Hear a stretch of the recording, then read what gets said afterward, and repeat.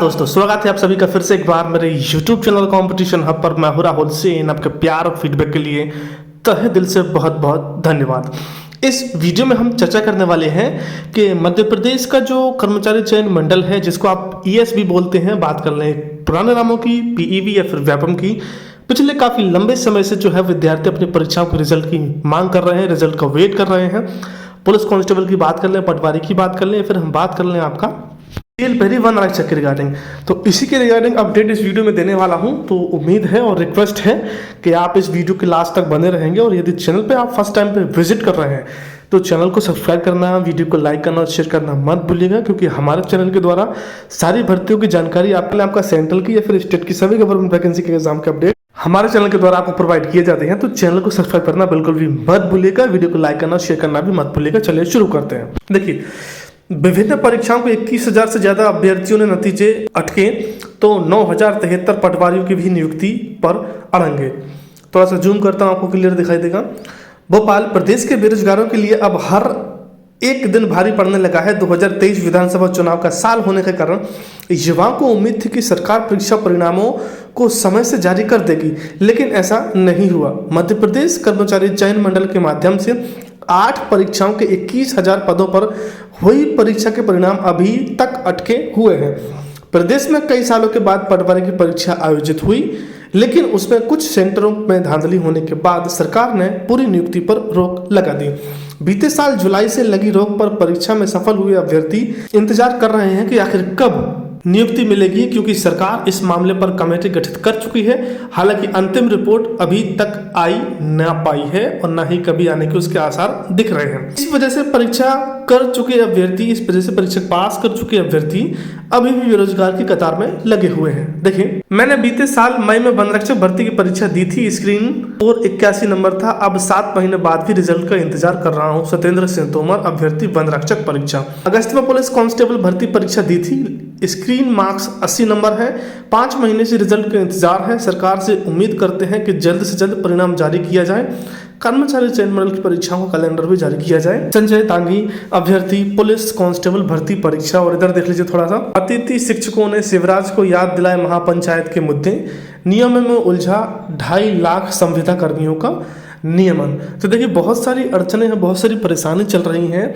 देखिए, जैसा कि उम्मीद और कवायद ये लगाई जा रही है कि मार्च में या फिर फरवरी के अंत तक या फिर मार्च में 15 मार्च के आसपास जो है वो आपका आचार संहिता शुरू हो सकते हैं। तो यदि जनवरी और फरवरी के बीच में आपका रिजल्ट निकल कर नहीं आया तो ये बहुत बुरा खबर रहेगा आपके लिए। फिर आपके लिए जो लोकसभा के चुनाव है उसके बाद ही कुछ उम्मीद नजर आएगी। यदि भर्ती परीक्षाओं की रिजल्ट, पटवारी जो भी सिलेक्ट हुए हैं उनकी ज्वाइनिंग, वन रक्षक जेल पहरी परीक्षा, पुलिस कांस्टेबल परीक्षा और जो भी अन्य भर्ती परीक्षाओं की रिजल्ट अटके हुए हैं, यदि समय रहते हुए आचार संहिता स्टार्ट होने के पहले इन रिजल्टों पर सरकार का ध्यान केंद्रित आपके द्वारा नहीं कराया गया तो बिल्कुल लिख कर लीजिए कि सरकार इस मुद्दे पर बिल्कुल भी आने वाले नहीं है, क्योंकि सरकार को पता है किसी भी फ्री की चीज को बांटकर जनता को लुभाया जा सकता है और उसका वोट बैंक जो है वो लिया जा सकता है।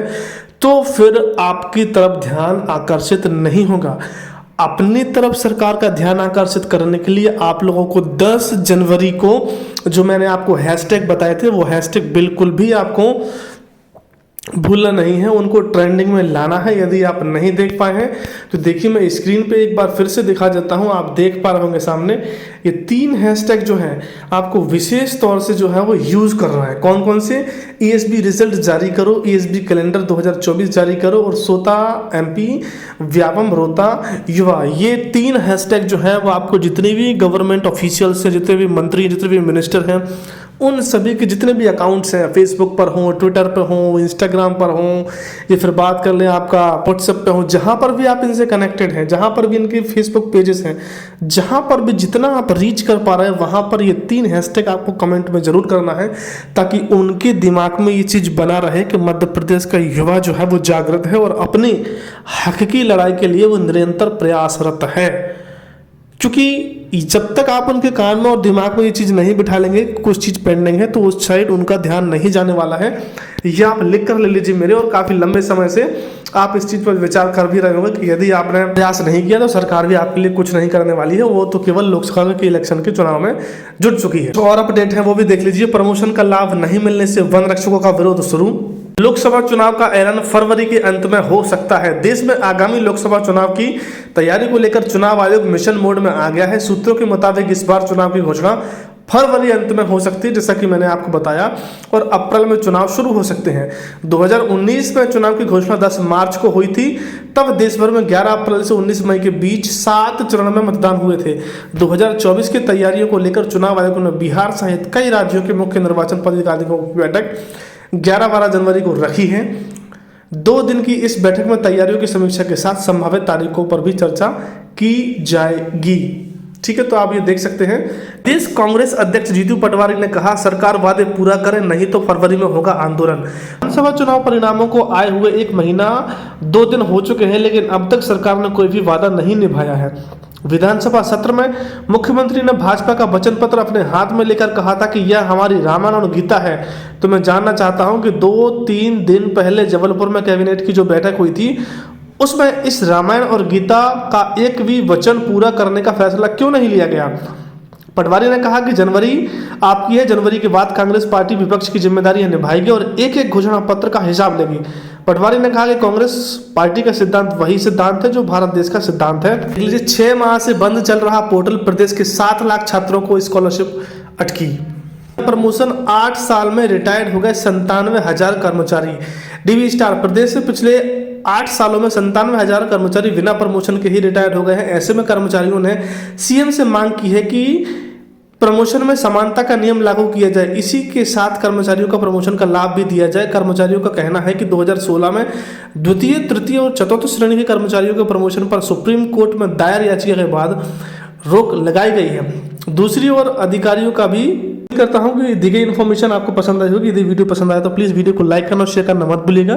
चैनल पे यदि फर्स्ट टाइम पर आया तो सब्सक्राइब करना मत भूलिएगा।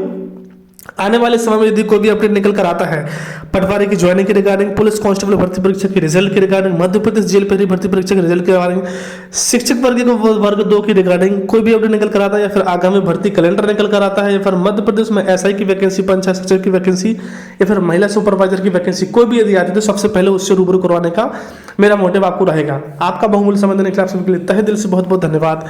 खुश रहें, मुस्कुराते रहें, अपना बहुत ख्याल रखिएगा। धन्यवाद। जय हिंद, जय